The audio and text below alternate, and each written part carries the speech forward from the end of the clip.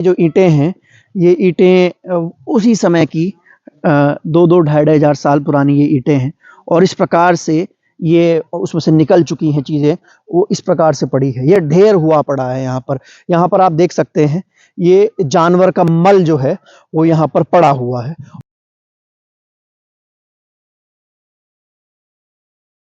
नमस्कार, मेरा नाम है गौरव पाल, आप देख रहे हैं राजपथ और इस समय मैं श्रावस्ती लोकसभा में हूँ। लगातार जो है लोकसभा चुनाव से पहले चुनावी कवरेज करते हुए हम पहुंचे श्रावस्ती और ये श्रावस्ती लोकसभा का श्रावस्ती शहर है और इसकी अपने आप में एक ऐतिहासिक पृष्ठभूमि है, भगवान बुद्ध से जो जुड़ी हुई है। जी हाँ, भगवान बुद्ध ने अपने जीवन काल का एक लंबा समय यहाँ पर बिताया, जो मेरे पीछे आप ये स्तूपा देख रहे हैं। जब भगवान बुद्ध को एनलाइटमेंट हुआ, उनको ज्ञान प्राप्त हुआ, ज्ञान की प्राप्ति के बाद जब वो बौद्ध गया से श्रावस्ती आए और उन्होंने अपने जीवन के 25 साल यहाँ पर बिताए। और मेरे पीछे ये वही ऐतिहासिक स्तूपा है जो करीबन 2 से ढाई हज़ार साल पुराना है, हमारे देश की ऐतिहासिक धरोहर है। और ये एक बड़ा इंटरनेशनल टूरिस्ट स्पॉट है, जहाँ पर तमाम पूरे दुनिया से, देश से, दुनिया से, एशिया से, चाइना से, कोरिया से, जापान से और मलेशिया, इंडोनेशिया, थाईलैंड से टूरिस्ट जो हैं वो यहाँ पर आते हैं। और जो ऐतिहासिक धरोहर है, जो बुद्ध भगवान ने सबसे ज़्यादा उपदेश जो दिए वो यहीं पर दिए, श्रावस्ती में, इसी जगह पर जहाँ हम खड़े हैं। मेरे पीछे जो ये जगह है, ये उंगलीमाल है, उंगलीमाल स्तूपा।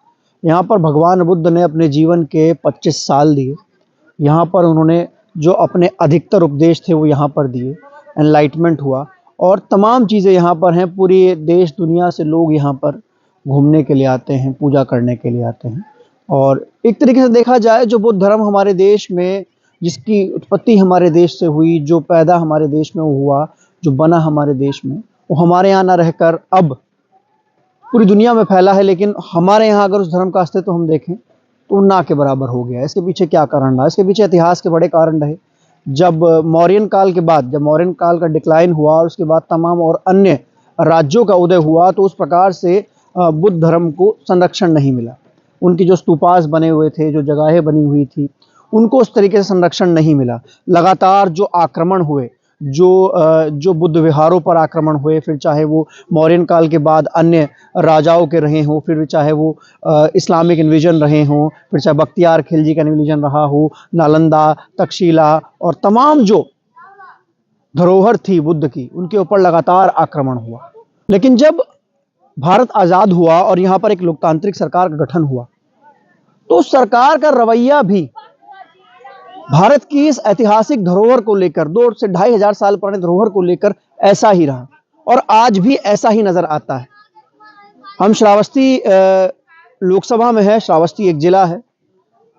बसपा के कार्यकाल में, बहुजन समाज पार्टी कार्यकाल में, जब बसपा सुप्रीमो मायावती मुख्यमंत्री थी, तो श्रावस्ती जिले को बलरामपुर से अलग किया गया, अलग जिला बनाया गया, लोकसभा बनाई गई, तमाम यहाँ पर एयरपोर्ट बने, तमाम काम हुए।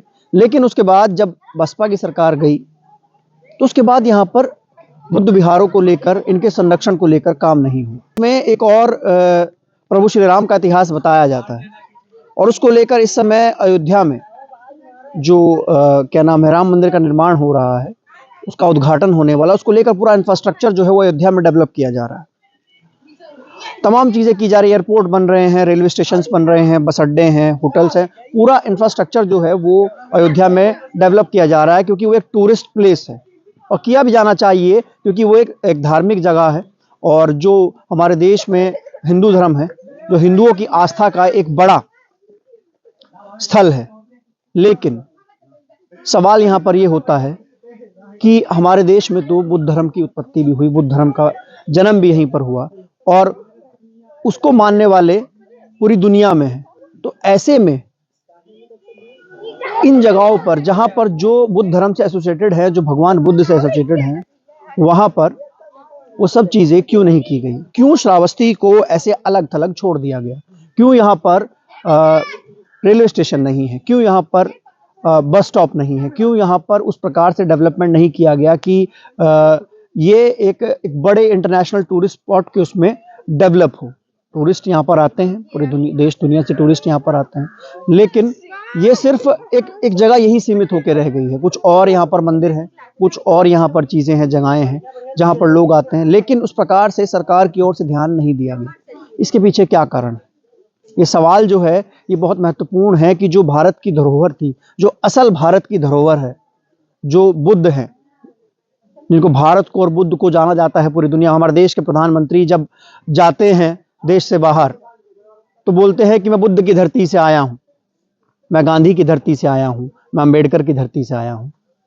लेकिन जब वहीं हम अपने देश में आते हैं और इस प्रकार से इन जगहों के ये हालात देखते हैं तो सवाल पूछा जाता है, और सवाल पूछना लाजमी है कि आखिर क्यों हमारे देश में इन चीज़ों को ऐसे छोड़ दिया गया है।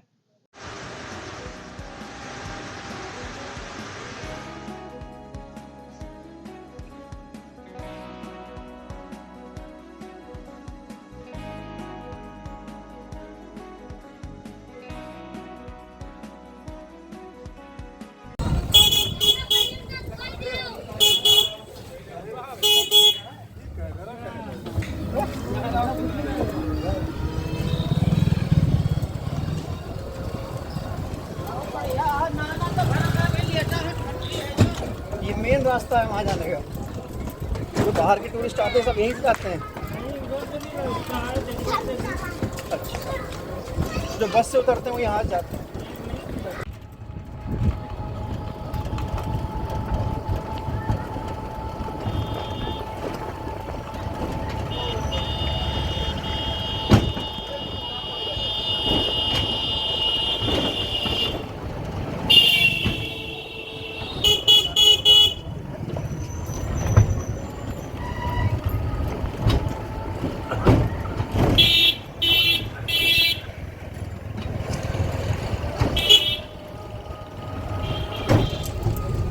आपका नाम क्या है सर? मेरा नाम डॉक्टर राजेश कुमार। अच्छा, कहाँ से आए हैं आप? मैं लखनऊ से। अच्छा, आप लखनऊ बताइए। ये एक जगह जो है श्रावस्ती बहुत इम्पोर्टेंट जगह है जी और यहाँ पर इतने बड़ा मतलब एक धरोहर रही है। 25 साल 24 साल यहाँ पर बुद्ध भगवान रहे। जी लेकिन जिस प्रकार से ये अलग थलग पड़ा है, बड़े टूरिस्ट यहाँ पर आते हैं, इंटरनेशनल टूरिस्ट आते हैं, जी लेकिन आप भी आए होंगे, आपने उस जी प्रकार से चीजें देखी होगी, जिस प्रकार से और जगह को बनाया गया जी इसको लेकर काम नहीं हुआ। तो जी। क्या कहना चाहेंगे कि क्या ये एक अच्छा यहाँ से बन सकती है चीजें, इकोनॉमिक हब बन सकता है और उससे गवर्नमेंट अपना इकोनॉमिक सेक्टर भी जनरेट कर सकती है? बिल्कुल कर सकती है। एक बहुत ही अच्छा टूरिज्म सेंटर बन सकता है ये पूरा हब श्रावस्ती। है इंटरनेशनल है तो है, लेकिन और भी अच्छा बन सकता है अगर सरकार थोड़ा सा भी ध्यान दे, इसका थोड़ी देखभाल करे और इसका सौंदर्यीकरण में थोड़ा सुविधाएं और ये सब करेगा तो बहुत ही अच्छा एक पर्यटन केंद्र बन सकता है। वैसे तो है, फेमस है, ऑल ओवर वर्ल्ड फेमस है। लेकिन जैसे यहाँ पे हम श्रावस्ती में आए तो यहाँ पर ना रेलवे स्टेशन है, ना बस स्टॉप है और तमाम दिक्कतें होती हैं। जी तो बिल्कुल टूरिस्ट होती हैं, लेकिन बस ये तो सरकार का सोचने का नजरिया है और वो जब सोचेगी, ऐसा नहीं सोचेगी क्योंकि धीरे नहीं, धीरे जैसे जैसे राम मंदिर को एक बड़ा हब बनाया गया, जी प्रभु श्री राम जो हैं जी उनके लिए एक मंदिर बनाया जा रहा है, वहां पर लोगों को नौकरियां भी मिलेंगी और अच्छी चीज जी है ना? जी। तो ऐसा यहाँ पे भी किया जा सकता है। हाँ, क्यों नहीं किया जाएगा, क्योंकि ये भी 95 में इसका भी उत्खनन हुआ, अभी ज्यादा साल नहीं हुए हैं, लेकिन उसको देखते हुए भी थोड़ा थोड़ा करके हो रहा है। सरकारें करेंगी, इस पे भी विचार करेंगी जी, और हर चीज होगा, क्योंकि हम स्थिति है। इधर ये स्तूपा है, इसको संरक्षित कर दिया गया, केज जो है बना दिया गया है ताकि लोग अंदर ना जाए और उसको और नुकसान ना पहुंचे, क्योंकि ये बहुत पुराना है, ऐतिहासिक धरोहर है। लेकिन आप देख सकते हैं इसके अवशेष जो हैं, उसके अवशेष जो हैं वो यहाँ पर इस प्रकार से पड़े हुए हैं।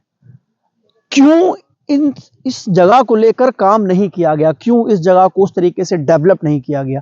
आप देख सकते हैं मेरे सामने एक पोल है, उस पर लाइट नहीं है, यहाँ पर कोई लाइटिंग की व्यवस्था नहीं है।